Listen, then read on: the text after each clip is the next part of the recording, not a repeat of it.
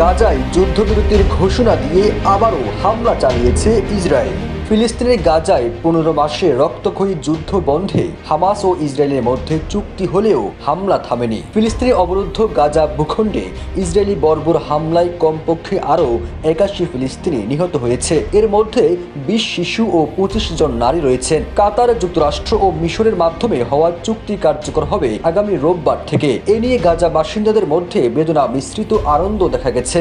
নিজ গৃহে ফিরবেন গাজার বাসিন্দারা, কিন্তু এসবের মধ্যেই হামলা বাড়িয়েছে ইসরায়েল। এ তথ্য জানিয়েছে দ্য গার্ডিয়ান ও বিবিসি। এরই মধ্যে চুক্তির বিস্তারিত আসতে শুরু করেছে। 3 ধাপে এই চুক্তি বাস্তবায়ন হবে। প্রথম ধাপে 6 সপ্তাহ ধরে চলবে যুদ্ধবিরতি। এ সময় হামাস ইসরায়েলের 33 জিম্মিকে মুক্ত করবে।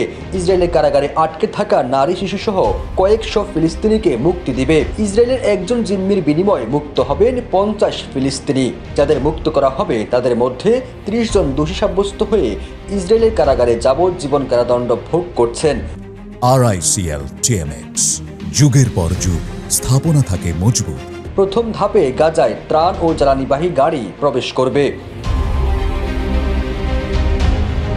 দ্বিতীয় ধাপে ইসরায়েলের সব জিম্মিকে মুক্তি দেবে হামাস। মুক্তি পাবেন হামাসের হাতে আটক থাকা ইসরায়েলের সেনা সদস্যরাও।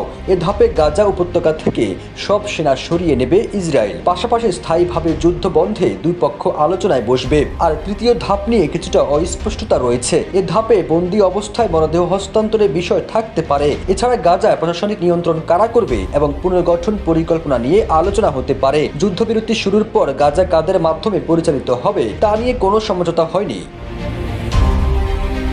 তবে যুক্তরাষ্ট্র চাচ্ছে ফিলিস্তিন কর্তৃপক্ষের হাতে শাসনভার দিতে। যুদ্ধবিরতি কার্যকর হলে ইসরায়েল একেবারেই হামলা চালাবে না এমন কোনো নিশ্চয়তা কেউ দিতে পারছে না, কারণ লেবাননের যুদ্ধবিরতি ভেঙে তারা হামলা চালিয়েছে।